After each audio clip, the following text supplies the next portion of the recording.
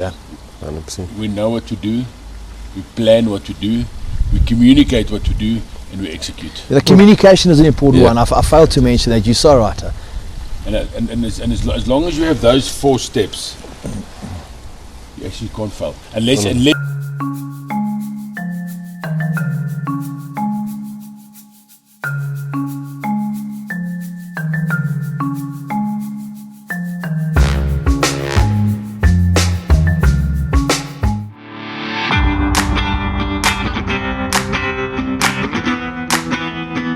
through its people. People, yeah. Everything you achieve is through your people. I think it's calculated. Eh? Yeah. You got it calculated because you know when you achieve your goal, when it's achieved, we very often tend to then say, well done. Let's go to the next goal. Go and calculate how you got to that, because that's going to help you to achieve your next goal. We tend to, when we don't get a goal, then we tend to analyze it to death and say this is what's gone wrong and this. But when we're successful, what? And it's the issue. You don't learn when you're successful. I think we've realized you need to analyze your successes, because that's help that or the goal achievements that you've got, because that helps you with your next one. So our biggest learnings has been when we bumped our heads and we got the blood noses. It's like everything. You learn your lessons not through the good times.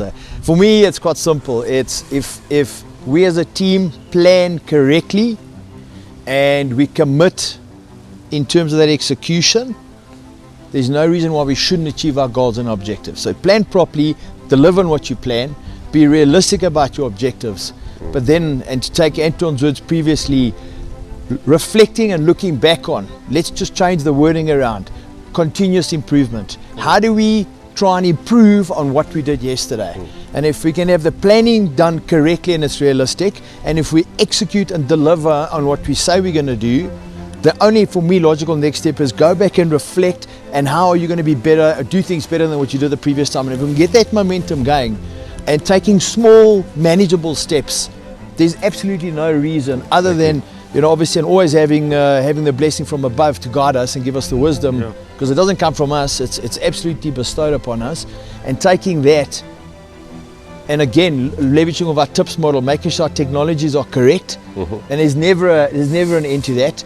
Making sure that our culture, and Sean spoke about that, and it's not just about a culture of innovation, it's the cultures, our values, the people factor that Sean spoke about, and making sure we've got the systems to back it up.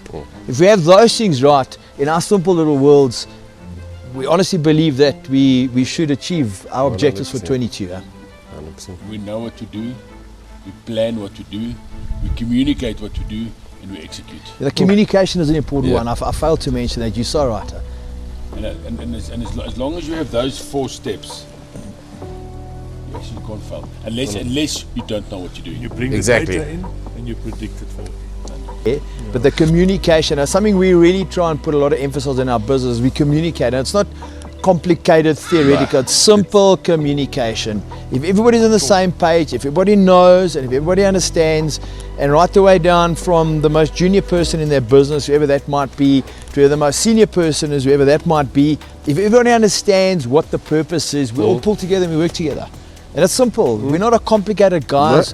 We don't have a complicated world that we live in. We operate in a complicated world. That sounds contradictory, but it's all about keeping things simple. And communication for us is also communicate the purpose so everybody understands it.